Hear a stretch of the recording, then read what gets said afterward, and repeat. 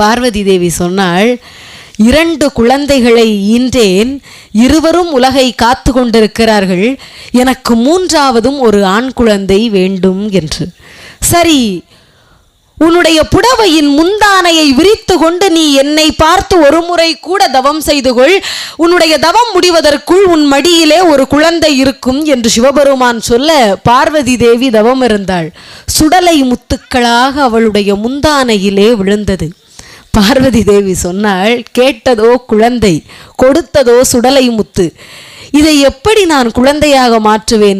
இந்த முத்துக்களை குழந்தையாக மாற்றி கொடுங்கள் என்று கேட்க சிவபெருமான் மாற்றி கொடுத்து சுடலை முத்துக்கள் குழந்தையாக மாறியதால் சுடலைமாட சுவாமி என்று சொல்லி வணங்கினோம். இது கூட பெரிய விஷயம் அல்ல. கைலாயத்திலே இருக்கிறார் சுடலைமாட சுவாமி, அடிக்கடி பூலோகம் வந்து போகிறார். பெற்றோர்கள் பிள்ளைகளை கவனிப்பது வழக்கம்தானே. எதற்காக வந்து போகிறாய்? சரி, இனிமேல் பூலோகத்திலே இருந்து விடு, அதுதானே உன்னுடைய ஆசை. ஏதாவது ஒரு வரத்தை கொடுத்து உன்னை பூலோகத்துக்கு அனுப்புகிறேன், என்ன வரம் வேண்டும் என்று கேட்டார்.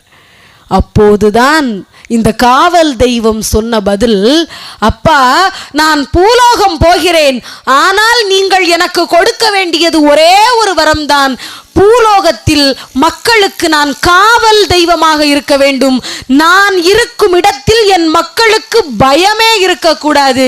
தீயவற்றை அழித்து நன்மையை நிலைநாட்ட சுடலைமாட சுவாமி இருக்கிறார் என்கிற நம்பிக்கையை என் மக்களுக்கு நான் கொடுக்கக்கூடிய காவல் தெய்வமாக இருக்க வேண்டும் என்று கேட்டு வரம் கேட்டு வந்த கடவுள் இந்த கடவுள்.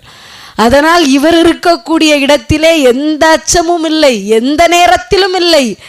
எப்போது பார்த்தாலும் நம்மை பின்தொடர்ந்து வந்து நம்மை பாதுகாக்க இந்த கடவுள் இருக்கிறார் என்கிற மிகப்பெரிய ஒரு உணர்வு பூர்வத்தை சுடலைமாட சுவாமி நமக்கு கொடுத்து கொண்டிருக்கிறார்.